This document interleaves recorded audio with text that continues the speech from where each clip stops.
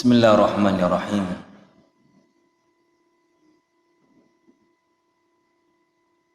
Innal hamdalillah nahmaduhu ta'ala wa nasta'inuhu wa nastaghfiruh wa na'udzu billahi min shururi anfusina wa sayyiati a'malina. Man yahdihillahu fala mudilla lahu wa man yudlil fala hadiya lahu. Asyhadu an la ilaha illallah wahdahu la syarika lahu wa asyhadu anna Muhammadan 'abduhu wa rasuluh sallallahu alaihi wa ala alihi wa sahbihi wa sallama tasliman katsira. يقول الله عز وجل في كتابه الكريم: يا أيها الذين آمنوا اتقوا الله حق تقاته ولا تموتن إلا وأنتم مسلمون. يا أيها الناس اتقوا ربكم الذي خلقكم من نفس واحدة وخلق منها زوجها وبث منهما رجالا كثيرا ونساء واتقوا الله الذي تساءلون به والأرحام إن الله كان عليكم رقيبا.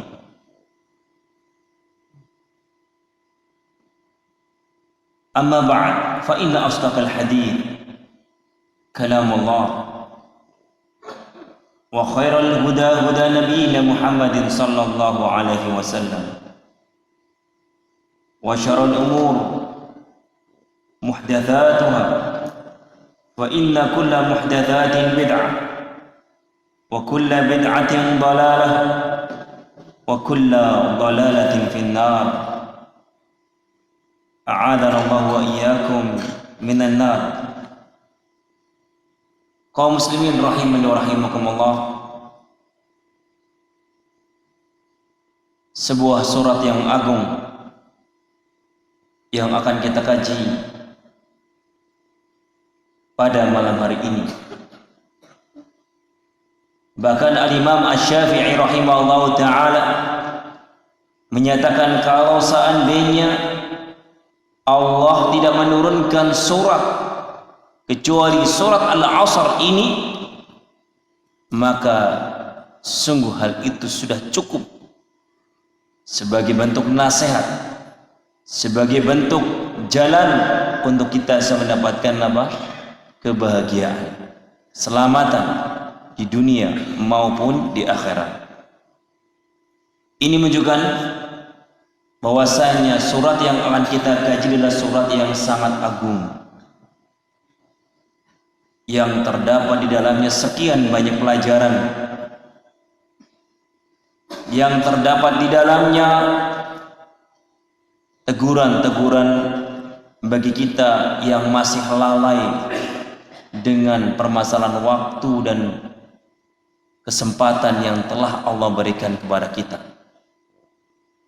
Ternyata masih banyak hal-hal yang belum kita gunakan di dalam ketaatan kepada Allah Subhanahu wa ta'ala.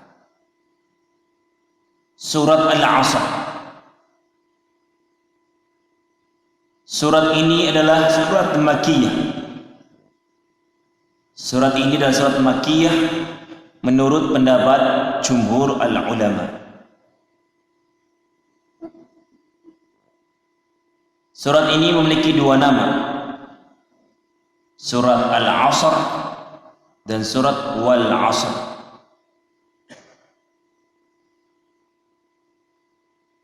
Kalimuha 14 kalimah.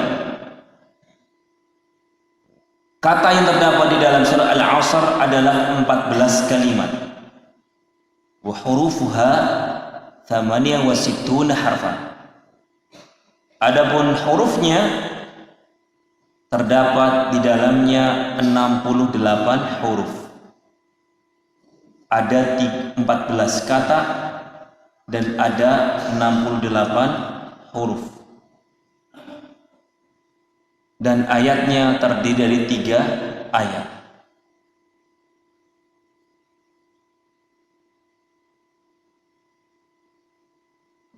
Kaum muslimin rahimani wa rahimakumullah, surat ini adalah surat yang sangat-sangat luar biasa. Saking pentingnya, saking agungnya surat tersebut, dahulu para salaf apabila mereka berjumpa dengan saudaranya, maka ketika mereka mau berpisah, apa yang mereka baca sebelum mereka berpisah? Di antara mereka membacakan satu surat, wal 'asr innal insana lafi khusr illa alladhina amanu wa 'amilus solihat wa tawasaw bil haqq wa tawasaw bis sabr. Thumma yusallim ahaduhuma 'ala al-akhar. Kemudian baru mereka mengucapkan assalamualaikum warahmatullahi, berpisah. Dahulu para salaf apabila bertemu dengan sahabatnya, bertemu dengan saudaranya, sebelum mereka mengucapkan salam perpisahan, mereka mengucapkan atau membacakan surat Al-'Asr.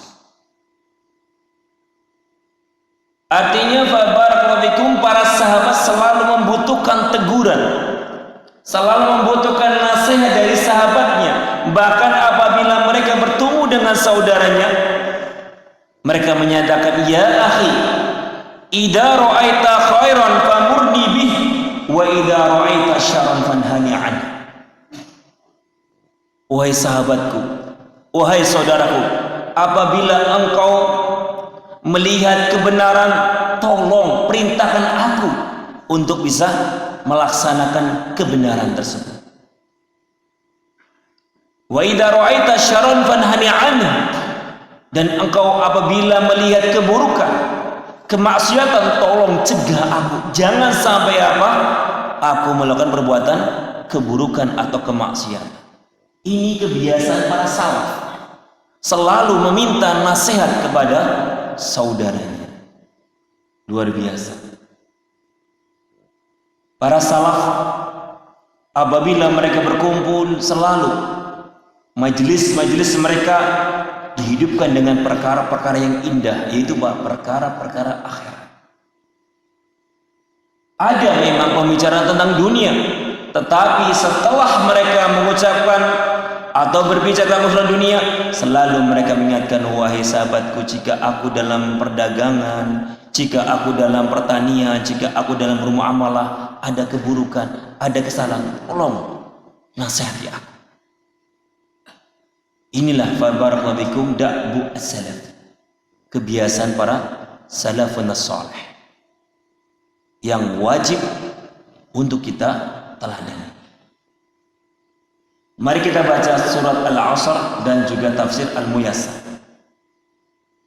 Allah Subhanahu wa taala menyatakan wal 'asr, atau bismillahirrahmanirrahim, wal 'asr innal insana lafi khusr illa alladhina amanu wa 'amilus solihat wa tawasaw bil haqq wa tawasaw bis sabr.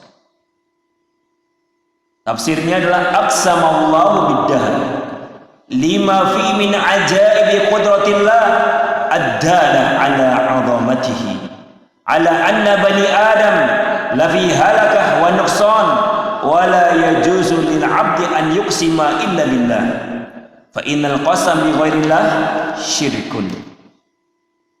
Kalimat wal 'asr innal insana lafi khusr, Allah Subhanahu wa taala bersumpah atas nama waktu, demi masa, demi waktu.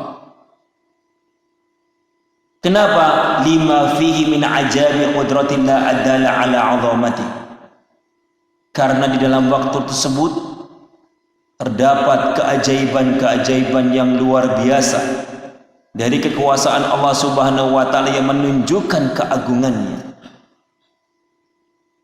Pergantian malam dan siang yang begitu teratur, pergantian waktu yang terus berganti. Malam manusia bisa beristirahat, siang manusia bisa beraktivitas. Luar biasa. Ala anna bani adam la fi halaka wa nuqsan. Dan Allah Subhanahu wa taala bersumpah dengan nama waktu ini, ternyata dengan waktu yang berjalan ternyata kebanyakan manusia berada di dalam kebinasaan dan kekurangan. Ini Allah Subhanahu wa taala menceritakan atau menyatakan bahwasanya hukum asal manusia di dalam masa yang mereka lewati mayoritasnya mereka berada dalam kebinasaan dan kerugian. Ini hukum asal. Kemudian wal 'asr wa la yajuzu lil 'abdi an yuqsima illa billah. Di dalam kalimat wal 'asr, demi masa, maka tidak boleh bagi seorang hamba bersumpah kecuali atas nama Allah Subhanahu wa taala. Kenapa? Karena kalimat wal 'asr ini adalah kekhususan bagi Allah Subhanahu wa taala. Allah bersumpah atas nama makhluk-makhluknya bukan karena apa? Karena ada peribadahan kepada makhluk tersebut, tetapi karena ingin menunjukkan bahwasanya setiap Allah bersumpah atas nama makhluknya, menunjukkan betapa agungnya dan betapa besarnya makhluk tersebut. Adapun hamba apabila bersumpah, maka tidak boleh bersumpah dengan atas nama selain Allah Subhanahu wa taala, karena itu merupakan bentuk kesyirikan. Di sini kaum muslimin rahimani wa rahimakumullah, Allah Subhanahu wa taala bersumpah atas nama waktu, atas nama masa. Karena fabarakallahu bikum, di dunia ini manusia itu ada dua keadaan, ada dua golongan. Imma bil qiyam bima amara Allah bihi azza wa jal faqad aflaha wa najah. Kelompok yang pertama adalah kelompok yang dia bisa menggunakan waktu ini untuk menunaikan perintah-perintah Allah. Dengan itu dia bisa mendapatkan aflah wa najah, kemenangan dan keselamatan. Wa imma at-tamarrud wal isan wa mukhalafah amrih. Kelompok yang kedua adalah kelompok orang-orang yang ternyata ketika masa berjalan, dia adalah kelompok orang-orang yang selalu durhaka, bermaksiat dan menyelisihi perintah-perintah Allah Subhanahu wa taala. Dan inilah kelompok-kelompok yang merugi dan kelompok yang binasa. Ini barakallahu fikum, dua jenis golongan manusia. Tinggal kita sekarang mengkoreksi atau merenungi di dalam masa umur yang sedang kita nikmati ini, apakah kita termasuk golongan orang-orang yang bisa menunaikan perintah-perintah Allah, bisa memanfaatkan waktu, bisa memanfaatkan kesehatan, bisa memanfaatkan umur di dalam ketaatan kepada Allah, ataukah sebaliknya di dalam kelompok yang kedua, kelompok orang-orang yang menghabiskan umur, waktunya, masanya di dunia untuk banyak berbuat kemaksiatan dan kedurhakaan. Di dalam ayat pertama dan ayat kedua menjelaskan bahwasanya hukum asal manusia apa tadi Pak? Berada di dalam kerugian, berada di dalam kebinasaan. Ini hukum asal. Kemudian Allah mengecualikan, illal ladzina amanu wa 'amilus sholihat wa tawasaw bil haqq wa tawasaw bis sabr. Artinya illal ladzina amanu billah wa 'amilu 'amalan sholihan wa awsa ba'duhum ba'dan bil istimsak bil haqq wal 'amal bi ta'atillah was sabri 'ala dzalik. Allah Subhanahu wa taala mengeluarkan minoritas manusia yang ternyata mereka ini bersifat dengan 4 sifat, yang apabila mereka memiliki 4 sifat ini, mereka tidak termasuk dalam golongan mayoritas orang-orang yang sedang binasa dan rugi. Siapakah mereka? Orang-orang yang beriman dan beramal soleh, mewasiatkan sebagian mereka kepada sebagian yang lainnya untuk senantiasa konsisten berada di atas kebenaran, wal amal bi taatillah, dan beramal dengan ketaatan kepada Allah Subhanahu wa taala, was-sabri ala dzalik, dan bersabar di atas itu semua. Bersabar dalam beriman kepada Allah, bersabar di dalam beramal soleh, dan bersabar di dalam menasihati saudaranya kepada kebenaran. Kaum muslimin rahimani wa rahimakumullah, marilah kita petik faidah demi faidah yang bisa kita ambil dari surat Al-Asr yang terdiri dari 3 ayat tersebut. Faidah yang pertama adalah annallaha azza wa jal an yuqsima, anna lillahi azza wa jal an yuqsima bima sya'a min makhluqatih. Faidah yang pertama, Allah Subhanahu wa taala berhak, Allah Subhanahu wa taala berhak bersumpah dengan atas nama apa saja dari makhluk-makhluknya.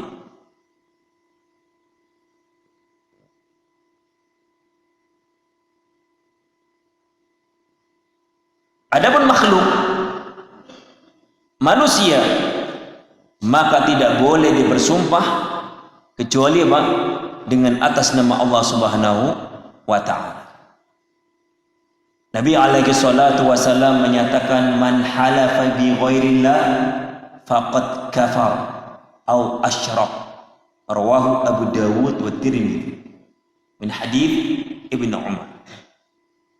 Nabi alaihi salatu wasallam menyatakan, barang siapa yang bersumpah atas nama selain Allah, misalnya demi Dewi Fulan, atau demi kamu, atau demi matahari, atau demi bulan, maka kata Rasulullah, faqad kafar atau asyrak, maka sungguh orang ini telah kufur atau telah berbuat kesyirikan.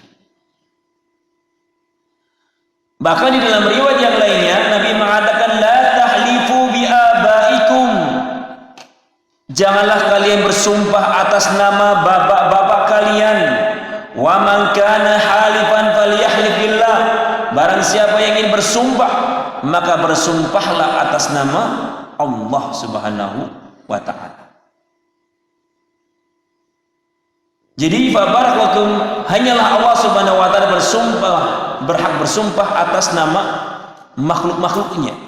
Dan ketika Allah Subhanahu wa ta'ala bersumpah atas makhluknya, Allah ingin menunjukkan betapa agungnya makhluk tersebut. Wasyamsi wadduhaha wal fajr wadduha was-samaa'i wat-tariq was-samaa'i dzil buruj. Ini semuanya barakallahu, Allah ingin menceritakan betapa agungnya makhluk-makhluk Allah tersebut. Ketika seorang melihat keagungan makhluknya, tentunya dia akan lebih-lebih mengagungkan Allah Subhanahu wa ta'ala, sang penciptanya. Faedah yang kedua, Allah Subhanahu wa ta'ala menyatakan wal 'asr, demi waktu, demi masa. Ketika Allah Subhanahu wa ta'ala bersumpah atas nama waktu, ini menunjukkan betapa pentingnya waktu di dalam kehidupan manusia. Tidak nanggung-nanggung, Pak. Allah Subhanahu wa ta'ala bersumpah atas nama waktu itu dalam sekian banyak ayatnya. Perhatikan dalam surah Ad-Duha, wasyamsi wadduhaha, demi matahari dan waktu duha, wan nahari idza jallaha, demi waktu siang, luar biasa, wal laili idza yakhsha, dan surat apa? Al-lail, wan nahari idza tajalla, Kemudian dalam surat Al-Fajr, wal fajr walayalin ashar. Allah Subhanahu wa taala bersumpah dalam sekian surat dengan apa? Atas nama waktu. Ini menunjukkan bahwasanya waktu adalah sangat-sangat penting di dalam kehidupan manusia. Yang mana Allah Subhanahu wa taala bersumpah atas nama waktu untuk mengingatkan hamba-hambanya, makhluk-makhluknya, baik dari kalangan jin maupun manusia. Untuk apa? Untuk bisa menggunakan waktu tersebut, waktu siangnya, waktu paginya, waktu malamnya dengan sebaik-baiknya.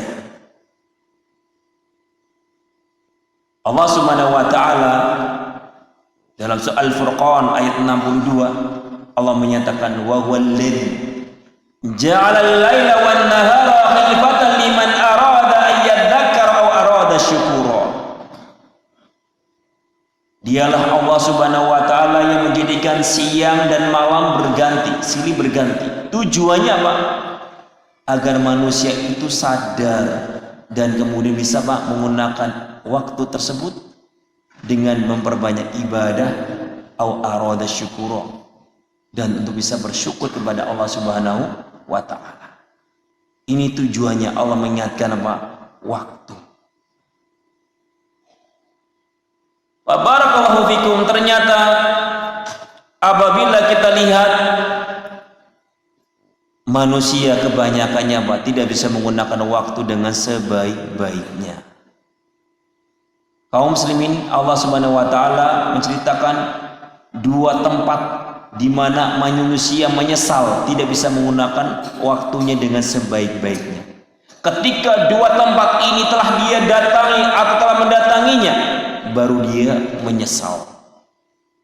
Sebelum mendatangi dua keadaan ini, dia masih dengan gayanya foya-foya, dengan gaya-gaya bahagia seolah-olah hidupnya akan terus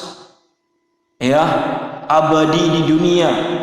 Ketika nanti mati bisa masuk surga, luar biasa. Tetapi ketika dua keadaan ini datang, baru dia menyesal. Yang pertama Pak adalah indal ihdidhar. Seorang manusia menyesal adalah ketika ajal sudah akan menjemputnya. Baru dia sadar. Ternyata Pak, betapa berharganya waktu yang telah lewat. Perhatikan dalam surah Al-Mu'minun ayat 99 sampai 100. Allah Subhanahu wa taala menjelaskan hatta idza jaa ahadahumul maut qala rabbirji'un la'alli a'malu shalihan fima taraktu. Sampai ketika ajal akan mendatangi mereka, maka mereka mengatakan qala rabbirji'un, ya Allah, kembalikanlah aku ke dunia. Tundalah kematian itu ya Allah sebentar saja. La'alli a'malu shalihan fima taraktu. Yang barangkali dengan ditundanya sebentar saja aku bisa banyak beramal soleh yang telah aku banyak tinggalkan selama aku masih hidup. Selama ini telah aku tinggalkan sekian banyak kesempatan untuk beramal, ya Allah, tundalah kematian sebentar saja. Apa jawaban Allah? Kalla innaha kalimatun huwa qailuha. Tidak, sekali-kali tidak akan pernah ditunda kematianmu wahai manusia, dan apa yang kamu ucapkan itu hanya ucapan apa? Alasan belaka, ucapan dusta sebelaka. Dalam surat Al-An'am ayat 28 Allah menyatakan wala ruddu la'adu lima nuhu anhu. Kalau seandainya manusia dikembalikan ke dunia, ditunda lagi, la'adu, dia kembali bermaksiat, kembali melarang dan melanggar larangan dari Allah Subhanahu wa taala. Luar biasa. Allah mengatakan bahwasanya kalau seandainya manusia diberi kesempatan kembali ke dunia, la'adu, dia kembali bermaksiat. Coba kita sendiri rasakan ketika kita lagi kena musibah, waktu sakit parah, kita Pak istighfarnya luar biasa, khusyuknya, bertobat kepada Allah, berjanji, ya Allah, kalau seandainya saya sembuh, saya ingin kembali menjadi orang ingin lagi, ya Allah, sembuhkan aku ya Allah. Setelah sembuh, apakah kita mengaplikasikan apa yang telah kita nyatakan? Apa kita memenuhi janji kita kepada Allah saat ketika kita kena musibah? Ternyata Pak, tidak. Ini baru apa? Menghadapi sakit. Apalagi kalau menghadapi kematian, saya lebih khusyuk lagi doa kita. Tetapi Allah Maha mengetahui tentang keadaan manusia. Kemudian penyesalan yang kedua adalah inda dukhulin nar. Ketika manusia sudah dimasukkan ke dalam neraka. Dalam surat Fatir ayat 67, 66, 36 sampai 37. Perhatikan bagaimana penyesalan orang-orang yang telah disiksa dengan azab kemudian ingin kembali ke dunia. Untuk apa? Memperbaiki segala amal-amal buruknya. Allah Subhanahu wa taala berfirman, "Walladzina kafaru lahum naru jahannam la yuqda 'alaihim fayamutu wa la yukhaffafu 'anhum min 'adzabiha kadzalika najzi kulla kafur." Orang-orang kafir mereka berhak mendapatkan neraka jahanam, la yuqda 'alaihim fayamut. Mereka tidak pernah akan diputuskan, "Dah kamu mati, istirahat dari siksa Allah." Tidak. Wala yukhaffafu 'anhum min 'adzabiha, dan tidak akan pernah diringankan siksaannya. Kadzalika najzi kulla kafur. Demikianlah kami membalas atas segala perbuatan orang-orang yang kufur, orang-orang yang durhaka kepada Allah. Wa hum yastarikhuna fiha. Mereka yastarikhun, Pak. Mereka berteriak-teriak nanti di hari kiamat.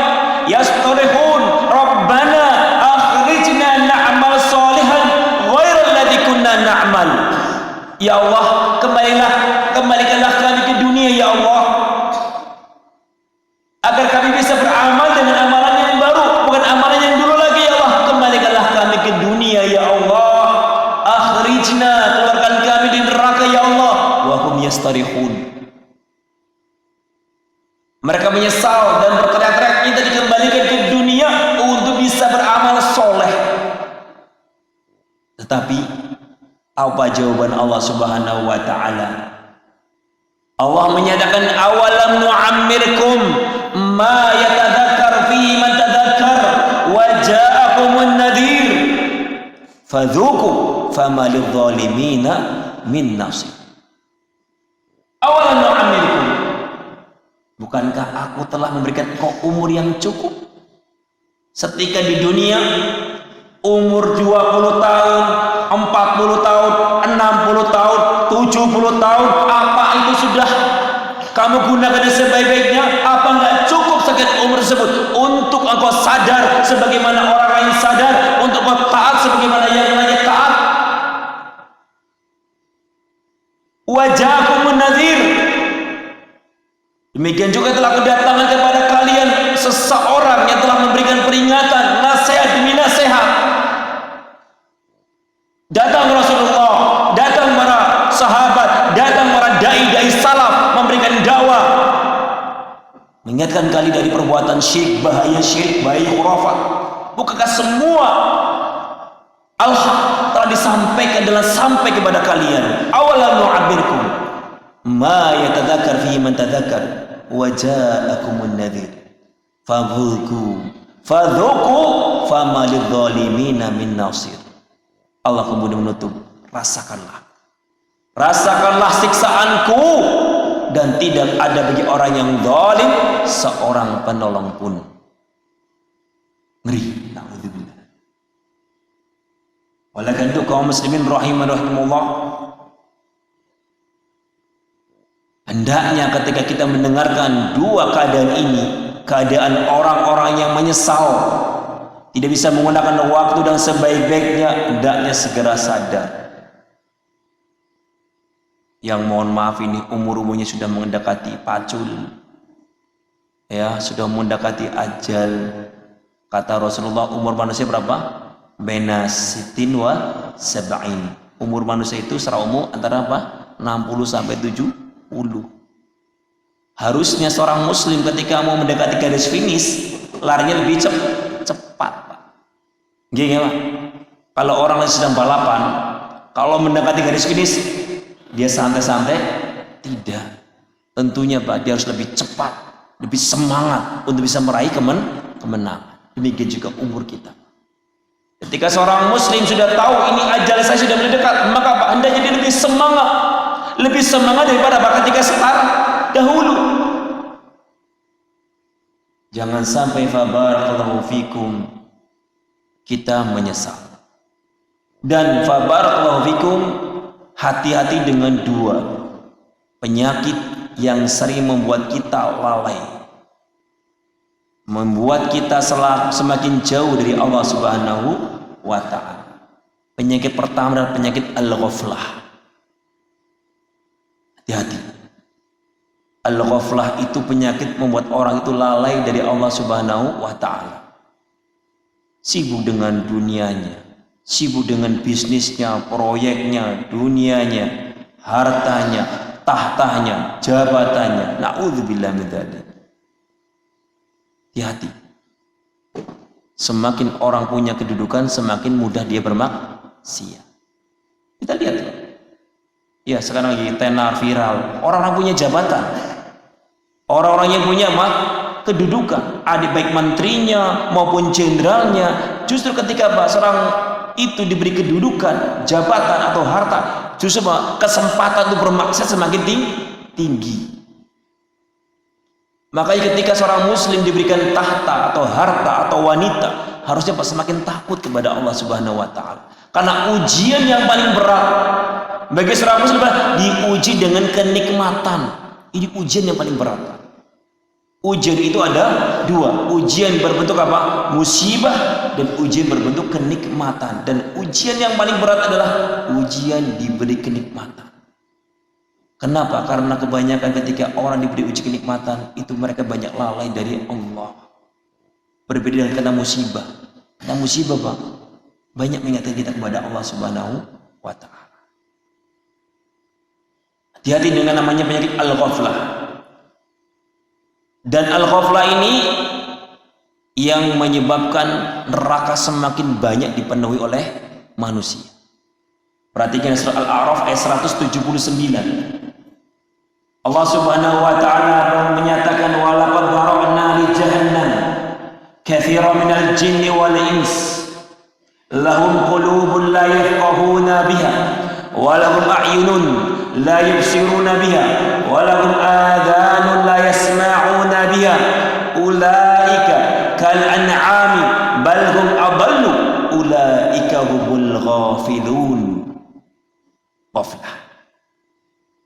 Allah Subhanahu wa ta'ala menyatakan walaqad dara'na li jahannam, sungguh aku telah penuhi neraka jahanam itu kebanyakannya dari kalangan jin dan manusia. Siapakah mereka yang akan memenuhi neraka jahanam? Lahum qulubun la yafqahuna biha, punya hati tapi gak bisa menghayati ayat-ayat Allah, gak bisa menghayati hadis-hadis Nabi alaihi salatu wasalam, nggak bisa menghayati tanda-tanda kebesaran Allah. Ini golongan yang pertama. Walahum a'yunun la yubsiruna biha, mereka punya mata tetapi buta, tidak bisa melihat bagaimana ketika ada orang kena musibah dia mengambil pelajaran, ketika dia melihat ada sebuah bencana dia bisa mengambil pelajaran. Sekian banyak ibrah di depan matanya tetapi tidak mau melihat.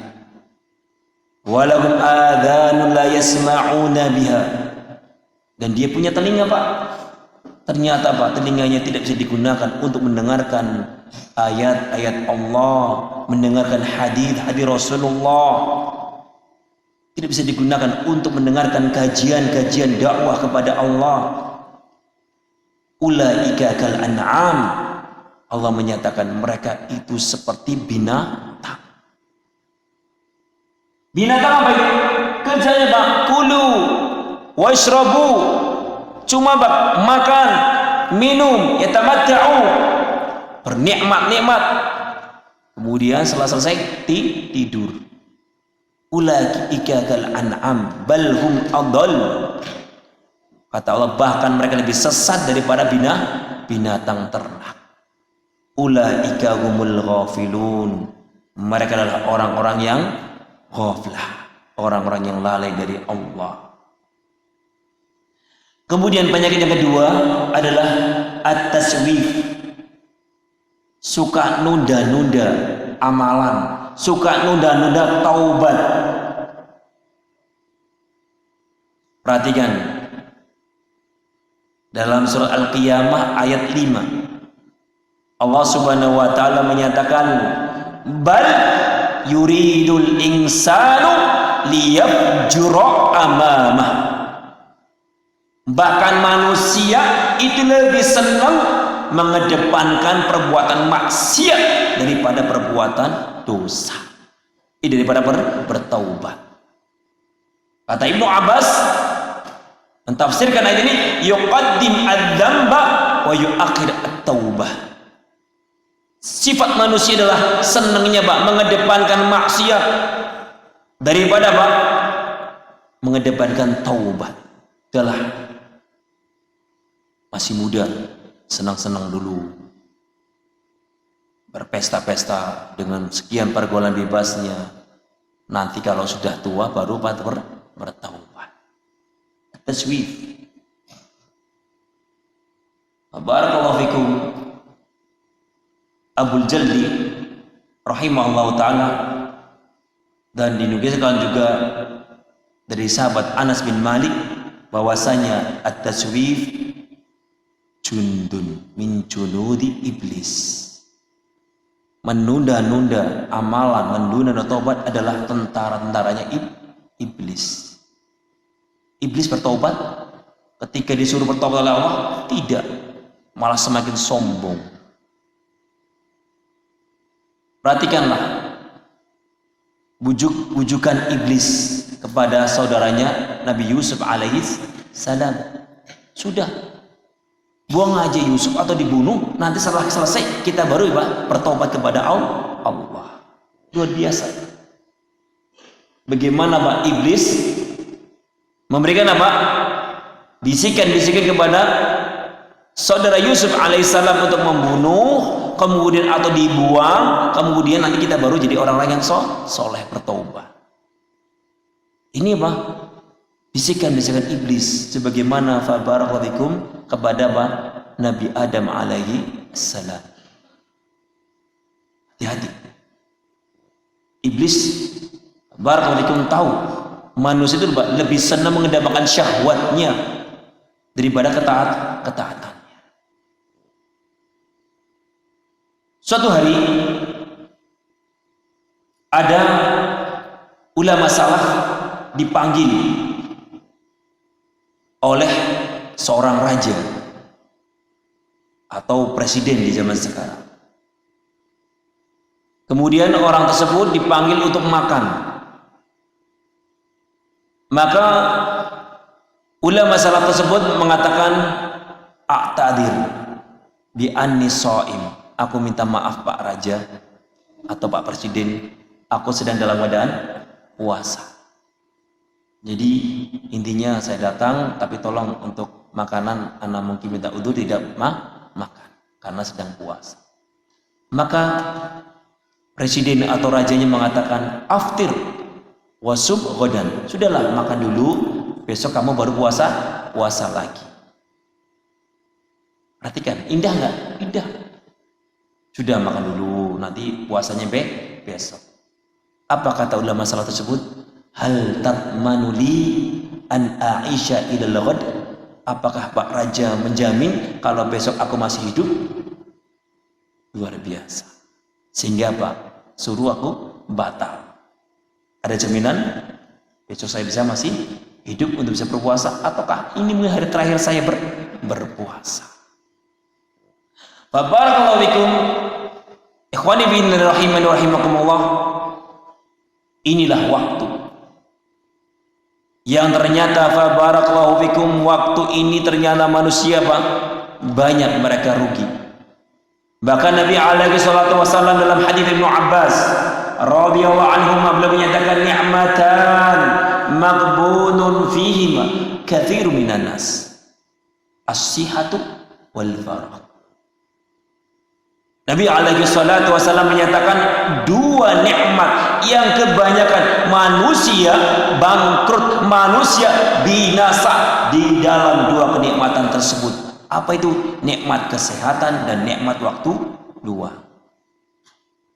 Kita lihat mayoritas manusia memang ada, sekali lagi, tapi minoritas. Kebanyakan orang-orang memiliki waktu luang, kebanyakan mereka memiliki kesehatan. Apakah mayoritas manusia yang memiliki dua kenikmatan tersebut digunakan untuk ketaatan kepada Allah, atau justru sebaliknya di dalam kemaksiatan kepada Allah Subhanahu wa ta'ala? Nah, baik, insyaallah taala kita akan lanjutkan faedah yang ketiga. Barakallahu fikum pada pelajaran selepas Isya insyaallah taala. Wallahu a'lam bishawab wa sallallahu nabiyyina Muhammad wa ala alihi wasallam. Bismillahirrahmanirrahim. Alhamdulillah wassalatu wassalamu ala Rasulillah wa ala alihi wa sahbihi wa man wala, amma ba'd. Tayyib, nuwasil al-faidah ats-tsalitsah, faedah yang ketiga, bayan anna al-insan aktsaruhum fil khasarah. Di dalam surat Al-Asr ini terdapat penjelasan bahwasanya manusia mayoritasnya berada di dalam kerugian. Kenapa demikian? Karena tabiat manusia itu lebih senang menikmati kenikmatan yang sementara daripada kenikmatan yang abadi tapi tertunda. Ini merupakan tabiat manusia. Luar biasa kalau kita lihat di dalam sekian ayat Allah Subhanahu wa taala menyebutkan manusia itu sifatnya itu, perangainya asal mula itu memang buruk. Kalau nggak ditarbiyah dengan baik, tentunya apa? Akan membuat kita binasa. Perhatikan dalam surat Ibrahim ayat 34. Allah Subhanahu wa taala menyatakan innal insan la zalumun kafar. Sesungguhnya manusia itu kebanyakan apa? Berbuat zalim dan kufur, mengkufuri nikmat-nikmat Allah Subhanahu wa ta'ala. Di dalam surah Al-Adiyat ayat 6 Allah menceritakan lagi kembali tentang tabiat manusia. Innal insan li rabbihi lakanud. Sesungguhnya manusia terhadap Rabb-nya itu selalu apa? Kufur, durhaka. Ini sifat manusia. Dalam surah Al-Isra ayat 11 Allah Subhanahu wa taala menyatakan wa kanal insanu ajula. Sesungguhnya manusia itu perangainya Pak, senang terburu-buru. Senang menikmati kenikmatan yang sesaat. Pengennya cepat-cepat. Daripada bersabar untuk menikmati kenikmatan yang abadi. Di dalam surah Al-Isra ayat 100 Allah Subhanahu wa taala menjelaskan bahwasanya innahu wa kanal insanu qatura. Sungguhnya insan itu, manusia itu sifatnya apa? Qatur. Itu bakhil, pelit. Kemudian dalam surah Al-Kahfi ayat 54 Allah Subhanahu wa taala menyatakan wa kanal insanu aktsaru syai'in jadala. Sesungguhnya manusia itu kebanyakan mereka Pak senang berjidal, senang berdalih, senang mengelak, gak mau disalahkan. Pengennya selalu pengen benar dan benar. Dalam surah Al-Ahzab ayat 72 Allah Subhanahu wa taala menyatakan innahu kana zaluman jahula. Sungguhnya perangai manusia itu tabiatnya itu zaluman, senang berbuat zalim dan jahil. Oleh karena itu kaum muslimin rahimani rahimakumullah, hati-hati. Allah Subhanahu wa taala telah menyatakan bahwasanya mayoritas manusia itu berada di dalam kerugian. Dan kerugian yang paling besar adalah kerugian ketika orang itu rusak akidahnya, rusak agamanya. Kenapa? Kalau seandainya rusak dunia kita mudah diperbaiki. Tetapi kalau yang rusak akidahnya, rusak agamanya, ini fa barakallahu fikum adalah kesesatan atau kerusakan atau kebangkrutan atau kerugian yang sangat-sangat nyata. Dalam surah Al-A'raf ayat 178 Allah Subhanahu wa taala menyatakan, "May yahdihillahu fahuwal muhtadi wa may yudlil faulaika humul khasirun." Barang siapa diberikan hidayah oleh Allah, dialah orang-orang yang mendapatkan petunjuk, orang-orang yang lurus, orang-orang yang selamat. Wa may yudlil, namun barang siapa yang disesatkan oleh Allah, faulaika humul khasirun, merekalah orang-orang yang paling merugi. Ini kerugian yang nyata. Kerugian yang sebenarnya adalah kerugian ketika seorang muslim memiliki kerusakan akidah, memiliki kerusakan agama. Kenapa? Karena ketika orang itu rusak agamanya, rusak akidahnya, dia nggak sadar kalau dirinya sedang dalam keadaan rusak. Kalau orang-orang ahli ma'asi yang sedang rugi dengan zinanya, dengan pergaulan bebasnya, narkobanya, ribanya dan yang lainnya, mereka sadar bahwasanya perbuatan mereka adalah dosa. Mereka sadar mereka sedang dalam kerusakan. Dan ada harapan apa? Ingin bertaubat kepada Allah Subhanahu wa taala. Tapi kalau seandainya yang rusak adalah akidahnya dan agamanya, ini sulit dibenahi. Kenapa? Karena orangnya merasa berada di atas kebenaran. Perhatikan Pak, dalam surah Al-Kahfi ayat 103 sampai 104 Allah Subhanahu wa taala menyatakan, "Qul hal nunabbi'ukum bil akhsarina a'mala alladzina dhalla sa'yuhum fil hayatid dunya wa hum yahsabun annahum yuhsinuna sun'a." Wahai Muhammad, katakanlah kepada manusia, maukah aku tunjukkan orang-orang yang akhsar, orang yang paling merugi amalannya? Perhatikan, Allah Subhanahu wa taala sedang menceritakan orang-orang yang rugi, rusak agamanya, akidahnya dan amalannya. Siapakah mereka?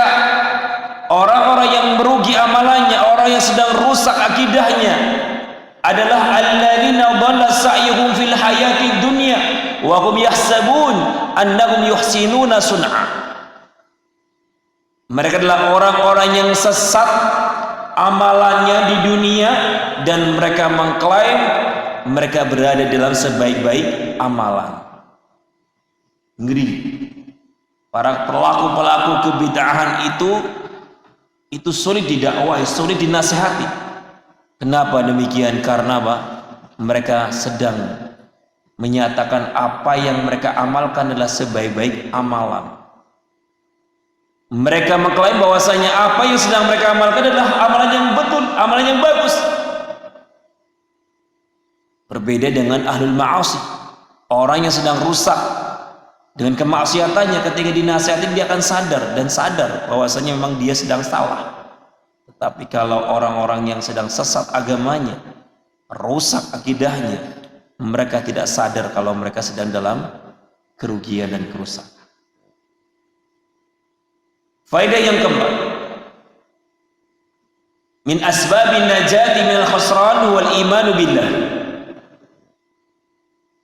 Di dalam surah Al-Asr menjelaskan bahwasanya sebab keselamatan dari kerugian dan kerusakan adalah al-imanu billah, beriman kepada Allah.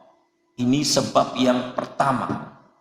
Apabila orang ingin selamat keluar dari mayoritas orang-orang yang sesat, orang-orang yang rusak, adalah dia beriman kepada Allah. Dia mentauhidkan Allah.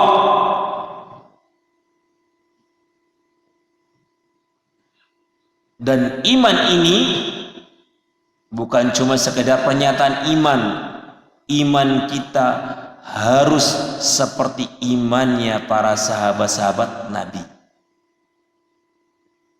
Syarat agar kita ingin selamat bukan coba sekedar aku beriman, tetapi harus imannya itu sesuai dengan apa? Imannya para sahabat Rasulullah sallallahu alaihi wasallam. Perhatikan dalam surah Al-Baqarah ayat 137. Allah Subhanahu wa taala menyatakan fa in amanu bimithli ma amantum bihi faqad ihtadaw. Wahai Muhammad, fa in amanu bimithli ma amantum bihi faqad ihtadaw. Kalau seandainya orang-orang yang nanti datang setelah kalian beriman seperti imannya kalian, faqad ihtadaw, mereka lah orang-orang yang telah mendapatkan petunjuk, orang-orang yang lurus. Wa in tawallau, namun sebaliknya jika ternyata imannya kok kemudian menyimpang dari apa yang telah engkau tuntunkan wahai Rasul, fa innama hum fi syiqaq, sesungguhnya mereka sedang menyelisih kalian, sedang mendurhakai kalian. Fa sayakfikahumullah, maka Allah Subhanahu wa taala akan memberikan hukuman kepada mereka. Allah cukupkan engkau dari mereka ya Muhammad. Wa huwas samiul alim. Sungguhnya Allah Subhanahu wa taala Maha mengetahui, Maha mendengar lagi Maha mengetahui. Sehingga fa barakallahu fikum, banyak sekarang manusia mengaku beriman, mengaku Islam, tetapi Pak, Islamnya tidak sesuai dengan apa? Islamnya Rasulullah dan para sahabatnya. Barakallahu fikum. Dalil surat Al-Baqarah ini syarat apabila engkau ingin beriman dan berislam harus seperti Islamnya para sahabat. Muncul syubhat-syubhat di zaman sekarang. Dengan bangganya apabila kalian masuk Islam, janganlah seperti Islamnya orang-orang Arab. Ya subhanallah. Ini belajarnya dari mana ini?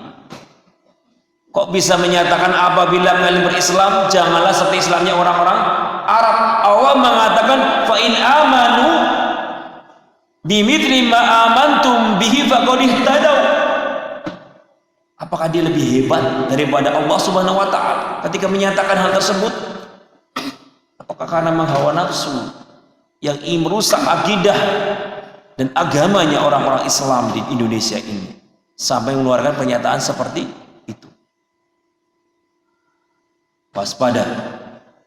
Allah Subhanahu wa taala mempersyaratkan imanmu, Islammu biar lurus harus seperti imannya dan Islamnya para sahabat Rasulullah sallallahu alaihi wasallam. Kita nggak ada kaitannya sama Islam Arab atau Islam Indonesia. Inti syarat diterimanya iman kita, Islam kita adalah apa? Harus Islamnya, imannya seperti imannya para sahabat Rasulullah sallallahu alaihi wasallam. Ini baru diterima. Jika tidak, maka jangan berharap engkau akan bisa sampai kepada Rasulullah sallallahu alaihi wasallam. Barakallahu fikum, ini faidah yang keempat. Faidah yang kelima adalah fihi ahamiyatu al-ilmi an-nafi'. Di dalam surah Al-Asr ini terdapat pentingnya ilmu bermanfaat. Pentingnya belajar ilmu yang bermanfaat. Al-Imam As-Sa'di rahimahullahu ta'ala menyatakan wala yakunu al-iman biduni al-ilmi. Gak mungkin iman itu tumbuh tanpa apa? Tanpa ilmu. Konsekuensi seorang itu beriman ketika apa? Dia sudah punya ilmu. Coba bayangkan. Misalnya bapak pernah melihat gajah misalnya, pernah tahu gajah. Ketika ada orang, ada gajah itu kecil banget segini. Percaya nggak Pak? Gak percaya. Kenapa?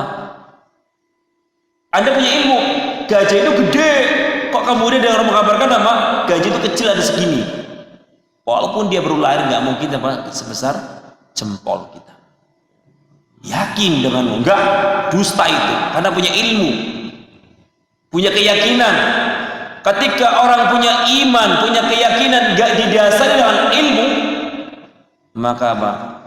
Maka tentunya akan mudah terombang-ambing.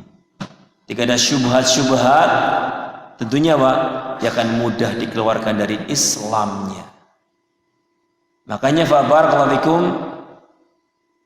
di dalam surah Al-Asr ini terdapat apa? Anjuran untuk banyak belajar. Karena dengan ilmu inilah yang akan menyelamatkan kita dari apa? Kerugian, dari kerusakan. Tahu dengan ilmu, oh ini yang hak, ini yang batil, ini yang tauhid, ini yang syirik, ini yang sunnah, dan ini yang menyelisih sunnah Rasulullah sallallahu alaihi wasallam. Oleh karena itu, fa barakallahu fikum, Nabi alaihi salatu wasallam itu kalau pagi hari Pak setelah sholat subuh, apa yang beliau ucapkan, apa yang beliau panjatkan kepada Allah, Allahumma inni as'aluka ilman nafi'an. Selain Rasulullah SAW masih meminta ilmu yang bermanfaat, dan tentunya ilmu yang bermanfaat itu adalah ilmu yang melahirkan apa?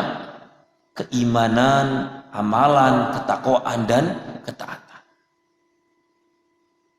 Dan ketika kita minta ilmu yang bermanfaat, dicari, bukan kemudian apa? Duduk di rumah, kenapa nggak ngaji?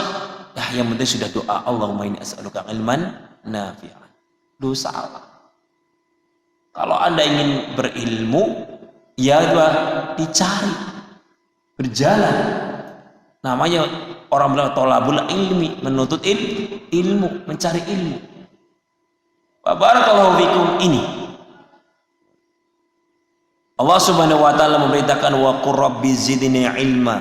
Wahai Muhammad, panjatkanlah kepadaku, yaitu kepada Allah, Rabbi zidni ilma. Tambahkanlah aku ilmu. Sehingga barakallahu dengan ilmu inilah yang akan bisa menyelamatkan kita dari apa? Kerugian. Menyelamatkan kita dari kerusakan yang sedang menimpa kebanyakan manusia. Yang keenam adalah min asbabin najah minal khusran wa al-amalus salih. Di antara sebab-sebab selamatnya orang dari kerugian adalah banyak beramal soleh. Barang siapa yang beramal soleh, maka dialah yang akan selamat dari segala bentuk kerugian, dari segala bentuk fitnah-fitnah yang ada. Nabi alaihi salatu wasalam di dalam hadits Abi Hurairah, dalam riwayat Muslim, beliau menyatakan badiru bil a'mali fitanan كقطع للمظلم يصبح الرجل مؤمنا ويمسي كافرا أو يمسي مؤمنا ويصبح كافرا يبيع دينه بعرض من الدنيا. Nabi alaihi salatu wasallam menyatakan badiru bil a'mal, banyak-banyaklah beramal segera, jangan ditunda-tunda sebelum datang fitnah, sebelum datang fitnah menimpamu. Kenapa? Kalau sudah fitnah itu sudah menimpa kita, maka na'udzubillah min dzalik. Sampai-sampai kata Rasulullah, yusbi rajulu mu'minan wa yumsi kafiran. Ketika itu sudah menimpa seseorang, maka apa? Bisa jadi di pagi hari dia beriman, ternyata sorenya dia kafir. Ketika dia sore beriman, ternyata pagi harinya kafir. Kenapa demikian? Ya bi'udinahu bi'aradun minad dunya. Karena dia telah menjual agamanya untuk secuil dari kenikmatan dunia. Kemudian barakallahu fikum, al-amal di dalam ayat ini adalah ilal ladzina amanu wa 'amilus sholihat. Amalan yang bisa menyelamatkan kita dari kerugian, dari kebinasaan adalah amalan yang soleh. Mata yakunu al-amal sholihan. Kapan suatu amalan itu bisa menjadi soleh? dengan padanya dua syarat. Idza kana al-amal mukhlishan lillah, ikhlas karena Allah Subhanahu wa taala ketika dia beramal, wa muwafiqan li sunnah Rasulillah sallallahu alaihi wasallam, dan amalan itu menyesuaikan atau mencocoki sunnah Rasulullah sallallahu alaihi wasallam. Ini syarat amalan dikatakan soleh.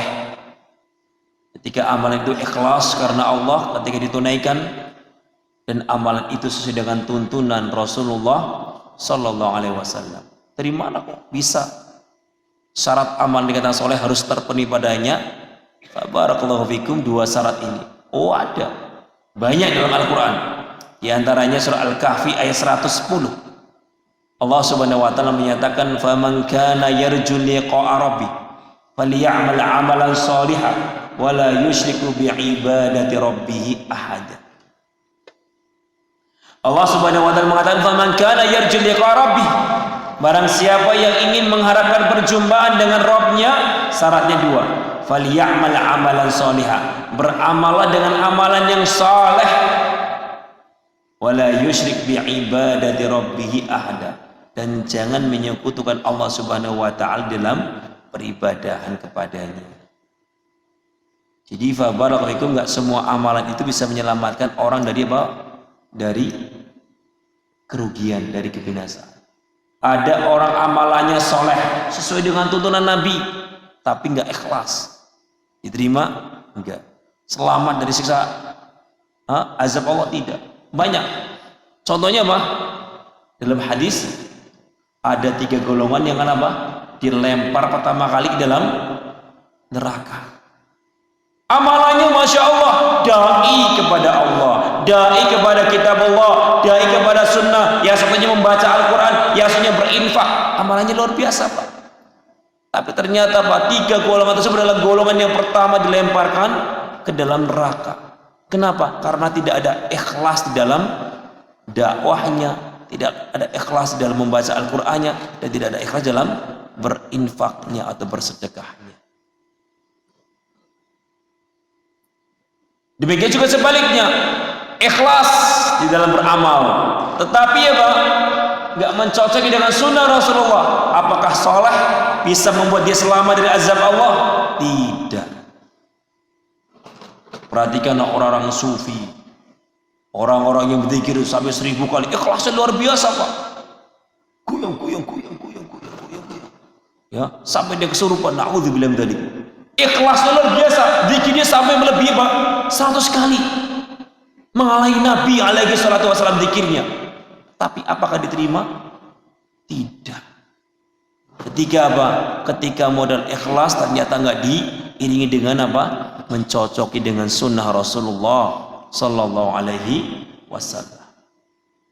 Jadi barakallahu,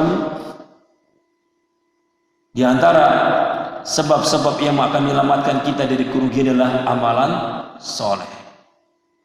Kemudian yang ketujuh,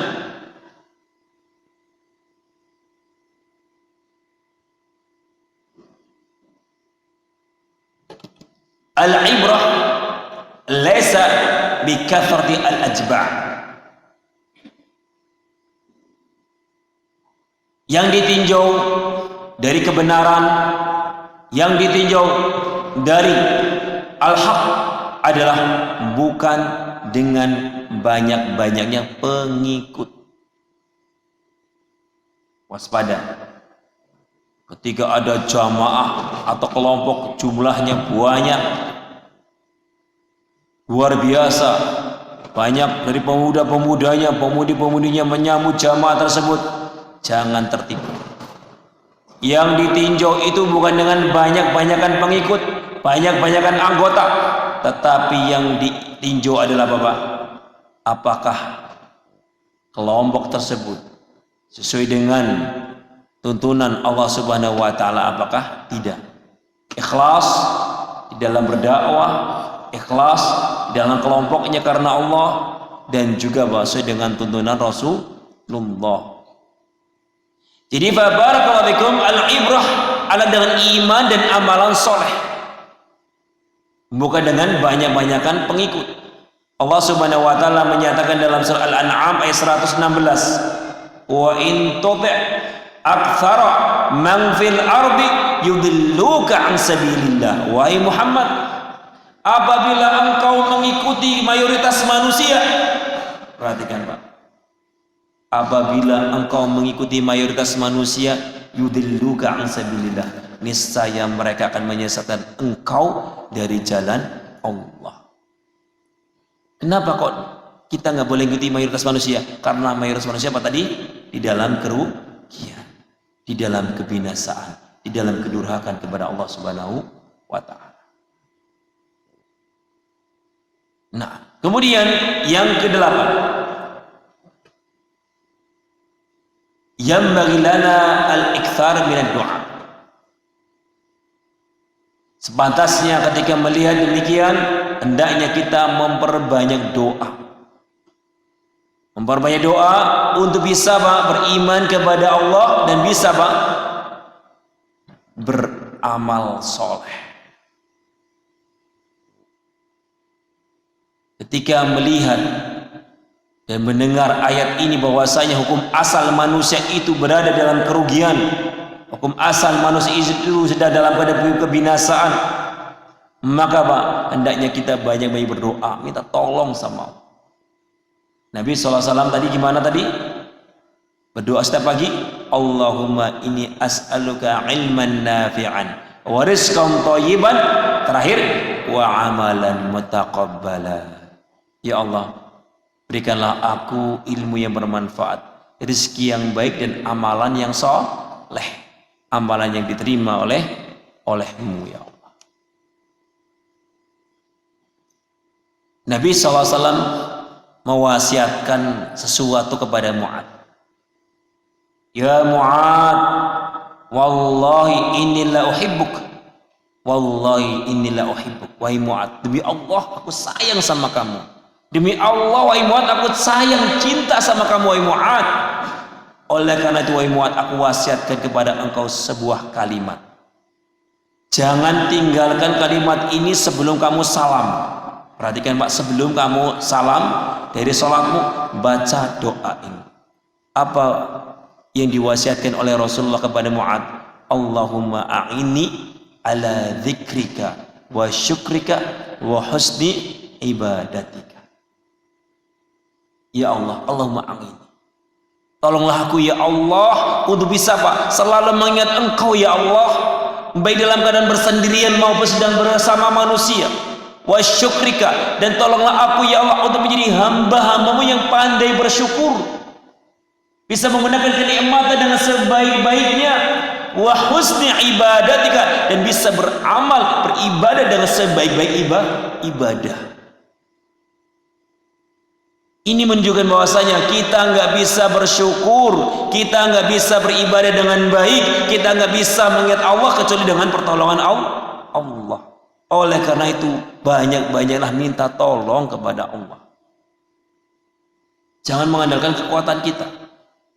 Pede, wah saya udah belajar sekian tahun, sudah ngaji, pasti selamat dari kerugian, pasti selamat dari apa? Kebinasaan, kesatan. Jangan. Tanpa pertolongan Allah kita tidak bisa selamat dari itu semua. Kemudian yang ke-9, min asbabin najamil khusran huwa at-tawasi bil haq. Disebutkan dalam Al-Asr, di antara sebab-sebab selamatnya orang dari kerugian dan kebinasaan adalah saling menasehati di dalam kebenaran. Apabila kita ingin selamat dari kebinasaan, selamat dari kebangkrutan, selamat dari kerugian, banyak-banyaklah saling menasehati di antara kita. Nabi alaihi salatu wasallam dalam hadis Hudzaifah ibn al-Yaman radhiyallahu anhu, Nabi sallallahu alaihi wasallam menyatakan, "Walladzi nafsi biyadihi la ta'muranna bil ma'ruf wa la tanhauna 'anil munkar aw la yushikanna Allah an yab'atha 'alaikum 'iqaban minhu thumma tad'unahu fala yustajabu lakum." Na'udzubillah. Nabi alaihi salatu wasallam menyatakan, walladzi nafsi biyadihi, demi jiwaku yang ada berada di tangan Allah, la ta'murunna bil ma'ruf wa la tanhauna 'anil munkar, hendaklah kalian saling menasihati dalam kebaikan dan mencegah dari kemungkaran. Kalau jika tidak, la yusikanallah, maka Allah subhanahu wa ta'ala hampir-hampir akan menurunkan kepada kalian iqaban, siksa, azab, thumma tad'unahu fala yustajabu lakum. Kemudian ketika azab datang, kalian minta kepada Allah, enggak didengar doa kalian. Mari. Ketika sebuah kampung, sebuah negeri, sebuah jamaah ada kemaksiatan, enggak ada yang mengingkarinya, enggak ada yang mengajak kepada kebaikan, maka hati-hati. Allah akan turunkan azab kepada negeri tersebut atau kepada kampung tersebut. Dan ketika mereka minta ampun kepada Allah, berdoa kepada Allah, minta diangkat musibah tersebut, tidak dikabulkan sama Allah subhanahu wa ta'ala. Hati-hati. Ini penting. At-tawasi bil haq, saling menasihati di dalam kebenaran. Perkara al-amr bil ma'ruf wa nahi 'anil munkar itu adalah perkara yang sangat penting. Bahkan di antara alamat-alamat manusia terbaik di sisi Allah adalah orang itu senang beramar ma'ruf nahi munkar. Dalam surat Al-Imran ayat 110, Allah Subhanahu wa taala menyatakan, kuntum khaira ummatin ukhrijat linnas ta'muruna bil ma'ruf wa tanhauna 'anil munkar wa tu'minuna billah. Kalian, kata Allah, kalian adalah kelompok atau manusia yang terbaik. Manusia yang terbaik ketika kapan? Ta'muruna bil ma'ruf, ketika mau mengajak orang kepada kebaikan. Wa tanhauna 'anil munkar, ketika kalian mau mencegah apa? Orang dari perbuatan mungkar. Wa tu'minuna billah, dan yang ketiga adalah kalian beriman kepada Allah. Yakin dengan janji-janji Allah Subhanahu wa ta'ala. Ini fabarakallahu bikum sebab yang keberapa? Yang ketiga, bahwasanya Pak, yang disebut dalam surah Al-Asr adalah Pak, di antara sebab yang akan menyelamatkan kita dari kerugian, kebinasaan adalah Pak, kita saling menasihati dalam kebenaran. Ini menunjukkan betapa pentingnya fabarakallahu fikum perkara dakwah. Dengan dakwah itu agama akan terjaga. Dengan dakwah itu manusia akan terus senantiasa istiqomah di atas kebenaran. Dengan dakwah itu manusia fabarakallahu fikum akan selamat dari kebinasaan. Nah, kemudian faedah yang 10, faedah yang terakhir adalah min asbabin najah minal khusran wa as-sabr. Di antara sebab keselamatan dari kerugian dan kebinasaan adalah selalu memiliki kesabaran. Sabar di dalam 3 hal tadi. Sabar di dalam beriman kepada Allah, termasuk sabar dalam apa? Menuntut ilmu. Sabar di dalam menuntut ilmu. Yang kedua, sabar di dalam beramal soleh. Dan yang ketiga, sabar di dalam apa? Menasihati manusia kepada kebaikan. La syakka wala raib. Tidak diragukan lagi bahwasanya ketika kita beriman kepada Allah, berislam dengan Islam yang benar, pasti banyak gangguan. Perempuan pakai cadar, Ninja Hattori lewat, luar biasa. Ujian ketika apa? Sedang berislam dengan Islam yang benar, seperti Islamnya para sahabat, ada saja gangguan, celaan. Wah, apa itu? Celana cingkrang kayak kebanjiran. Kalian tahu nggak? Di zaman dahulu kenapa celananya para sahabat itu di atas mata kaki? Karena banyak tai onta, kata. Sedang di zaman sekarang nggak ada tai onta, jadi nggak perlu diangkat-angkat celananya. Subhanallah. Naudzubillah min dzalik. Hati-hati. Kalau kita nggak kuat, nggak sabar, ya tentunya kita akan goyah. Kayak jenggot dikatakan kambing. Apalagi Pak, pakai jubah, dikatakan pakai daster.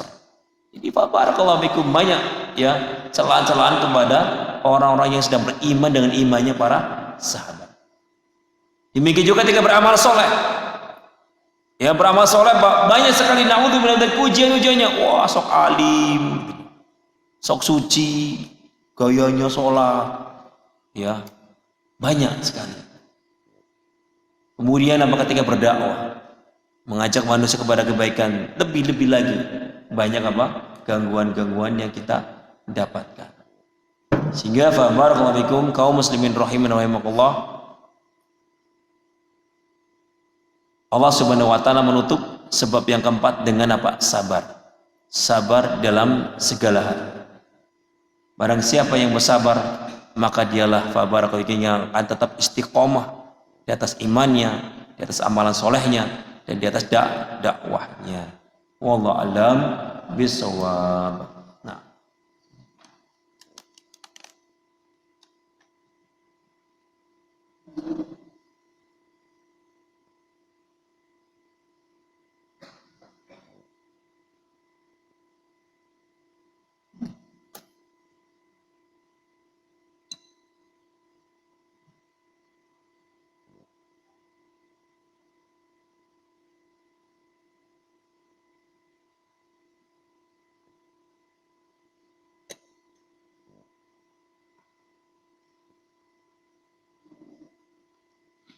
pertanyaan sini,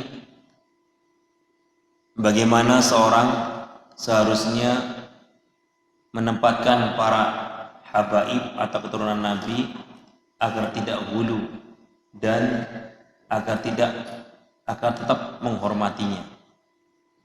Barakallahu fikum, la syakka wala raib, bahwasanya seutama-utama manusia adalah bangsa Arab. Betul, bangsa Arab adalah orang yang paling utama, terkhusus mereka yang keturunan Rasulullah Sallallahu Alaihi Wasallam. Namun apabila semua itu tidak dibangun di atas ketakwaan dan kesolehan, tentunya akan sia-sia. Allah Subhanahu wa taala menyatakan, inna akramakum indallahi atqakum.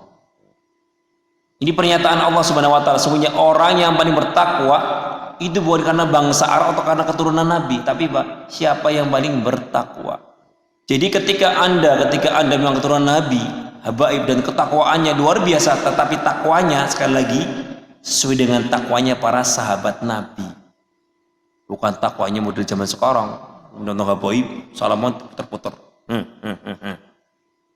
dibolak-balik tangannya, kemudian dicium-cium kakinya, naudzubillah. Sebagian mereka wulu pada orang-orang tersebut. Jadi barakallahu fikum, tempatkan mereka sebagaimana semestinya. Sebagaimana Rasulullah SAW mengatakan, janganlah kalian mengangkat aku seperti orang-orang Bani Israel, berlebihan kepada Nabi Isa alaihi assalam.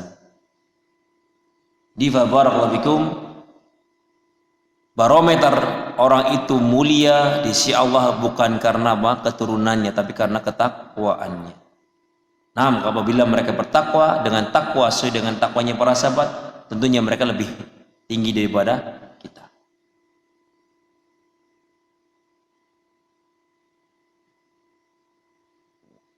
Apa hikmah dari surat Al-Kautsar ayat 3? Inna a'tayna kal kautsar fasholli li rabbika wanhar inna syani'aka huwal abtar. Jadi barakallahu sebenarnya sudah dijelaskan ya di surah Al-Kautsar. Bisa nanti mungkin lihat rekaman kembali barakallahu di Jonggol Mengaji atau di Mutiara Sunnah ya. Mutiara Sunnah. Nah, saya lihat di situ.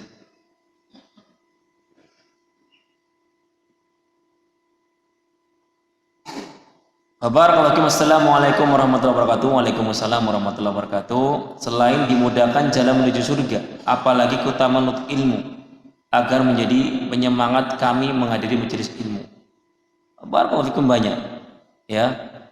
Allah Subhanahu wa taala menyatakan, yarfa'illahu alladziina aamanu minkum walladziina utul ilma darajat. Allah akan mengangkat orang yang beriman dan orang-orang yang berilmu derajat demi derajat. Semakin tinggi ilmu orang, maka semakin apa? Tinggi pula derajatnya di sisi Allah Subhanahu wa taala. Dan kemudian Allah mensifati orang-orang yang paling takut kepada Allah adalah orang-orang yang berilmu. Innama yakhsyallaha min ibadihi al-ulama. Oleh karena itu, barakallahu fikum, ulama, ya. Kenapa kok disifati orang yang paling takut? Karena mereka orang yang paling tahu tentang Allah Subhanahu wa taala. Kemudian banyak, ya. Di antaranya apa? Tadi, majtama qaumun fi baitin min buyutillah ila akhir al-hadits. Jadi barakallahu keutamaan yang paling penting dari itu apa? Bisa mengantarkan orang itu ke dalam surga. Itu yang paling penting. Ya. Cukup sebenarnya kalau seandainya Pak, keutamaan itu bisa mengantarkan apa? Kepada surga. Suatu amalan apabila disebutkan bisa mengantarkan ke dalam surga, maka itu sudah cukup sebenarnya. Namun ternyata Pak masih banyak yang lainnya.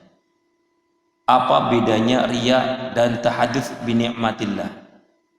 Barakallahu fikum, tentunya kembali pada bedanya pada niat.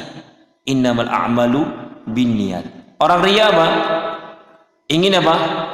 Memamerkan amalan-amalannya, ibadah-ibadahnya, sehingga Pak dengan itu dia mendapatkan pujian. Ini riya. Sedang ada hadu bi ni'matillah adalah Pak, dia ingin mengucap rasa syukur. Wa amma bi ni'mati rabbika fahadits. Gak ada namanya Pak ingin pamer dengan apa? Kenikmatan. Benar-benar ya Allah, alhamdulillah, masya Allah, kemarin ketika Anda beramal seperti ini ya luar biasa, Allah tolong, Allah mudahkan urusan saya. Oh gitu ya. Tujuannya Pak sebagai ibrah bagi dia, juga ibrah bagi orang lain. Ini namanya barakallahu fikum Pak, at-tahadduts bi ni'mah. Adapun riya memang apa? Ingin ketika mau menceritakan amalannya Pak untuk mendapatkan pujian-pujian manusia. Na'udzubillah min dzalik. Yang terakhir,